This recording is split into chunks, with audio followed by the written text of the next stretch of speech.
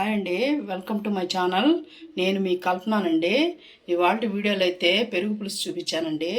చాలా కమ్మగా ఉంటుందండి. ఎప్పుడన్నా మనకి కూర చేసుకునే టైం లేనప్పుడు గబగబా లంచ్ బాక్స్లో పెట్టుకునేదాన్ని ఈజీగా అయిపోతుందండి రెసిపీ అయితే. చివరి వరకు చూడండి, ఎక్కడ స్కిప్ చేయొద్దండి వీడియోని అయితే.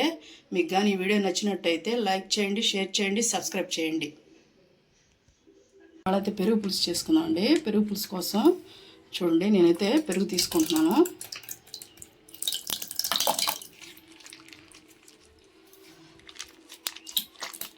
పెద్ద బౌల్ నిండా తీసుకున్నానండి. దీంట్లో ఇప్పుడు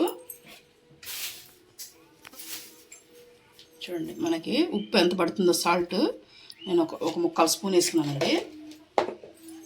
ఇప్పుడు దీన్ని బాగా చిలుక్కుందాము.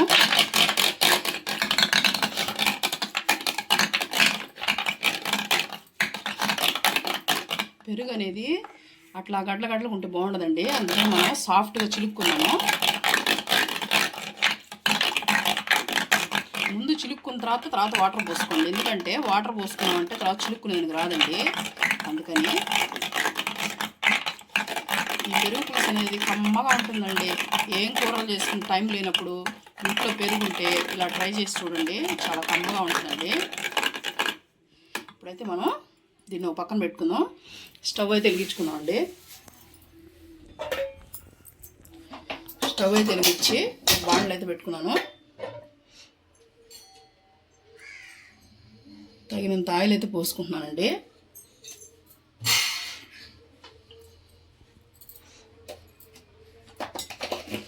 ఆయిల్ కొంచెం ఏగనిద్దాం, కొంచెం వేడవనిద్దాం.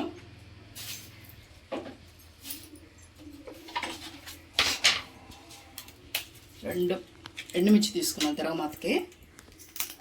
ఇలా చుంచేసుకోండి, బాగా గింజలు అన్నీ ఫ్రై అవుతాయండి. కొంచెం ఆవాలు, కొంచెం జీలకర్ర,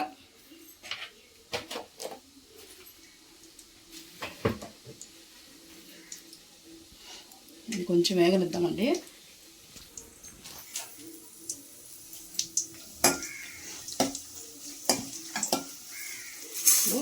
ఇదండి, ఒక స్పూను పచ్చనిపప్పు, ఒక స్పూన్ మినపప్పు తీసుకున్నాను.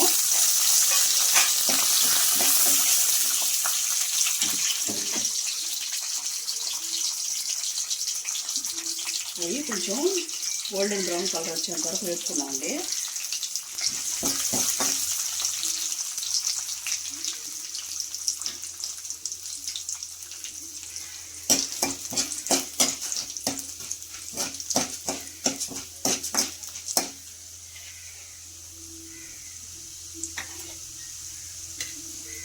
ఇప్పుడు సన్నగా తరిగిన అల్లం ముక్కలు,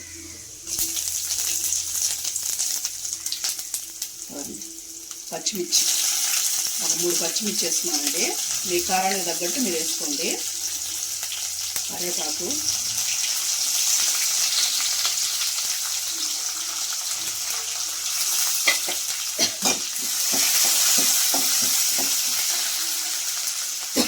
ఇప్పుడు ఆనియన్స్ కూడా వేసేసుకున్నామండి. నేను ఒక పెద్ద సైజు ఆనియన్ తీసుకున్నాను. కొంచెం కొత్తిమీర కూడా వేసేసుకున్నామండి. ఆనియన్ మనకి ఎక్కువ వేగన అవసరం లేదండి, ఎందుకంటే పెరుగు చట్నీ కాబట్టి. అందుకని టమాటా కూడా వేసేసుకున్నామండి. ఒక టమాటా తీసుకున్నాను, నేను సన్నగా కట్ చేసుకున్నాను. ఇది ఒక 5 మినిట్స్ చాలండి, ఎందుకంటే పెరుగు చట్నీలోకి మనం పచ్చగా ఉంటేనే బాగుంటుంది.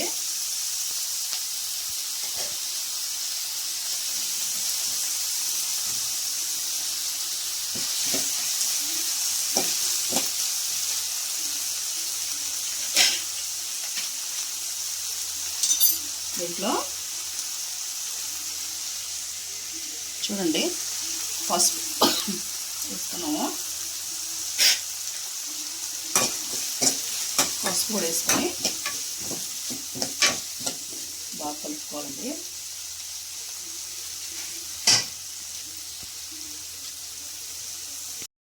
చూడండి, కొంచెం ఇంగువ కూడా వేసుకుంటున్నానండి.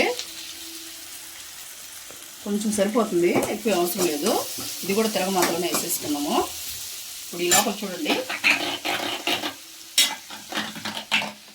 పెరుగు అయితే చిలక కొట్టుకున్నాం కదా. ఇప్పుడు మనకి ఎంత వాటర్ కావాలనేది చూసి మీకు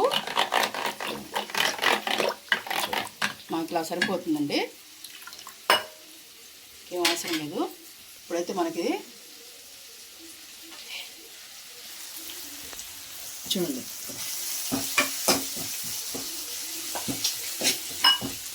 మాకు అయితే తెగిపోయిందండి. స్టవ్ అయితే ఆఫ్ చేసుకున్నాము.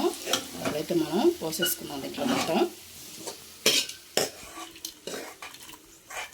పోపు మనము ఇంగువ పచ్చనపప్పు అన్నీ వేసి పెట్టాం కాబట్టి మంచి వాసన వస్తుంది. పెరుగు చట్నీ కూడా అంతే టేస్ట్ ఉంటుంది.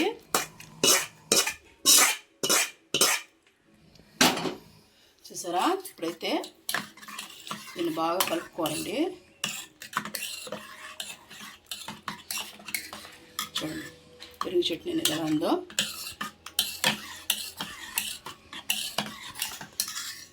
చూసారా, మనకి ఇప్పుడు అట్లా ఉంది కదండి, కాసేపట్లో పసుపుగా అయిపోతుందండి పెరుగు చట్నీ అనేది. చూడండి, చూసారు కదా. ఇప్పుడు మీకు ఉప్పు చూసుకోండి, మీరు అన్నీ ఇప్పుడే అడ్జస్ట్ చేసుకోండి. నేను కూడా చూసుకుంటున్నాను. సరిపోయిందండి నాకైతే, 1 స్పూన్ పట్టింది. ఇప్పుడు మనం సర్వ్ చేసుకుందాము. చూడండి పెరుగు పులుసు అయితే ఎలా ఉందో చూసారు కదా.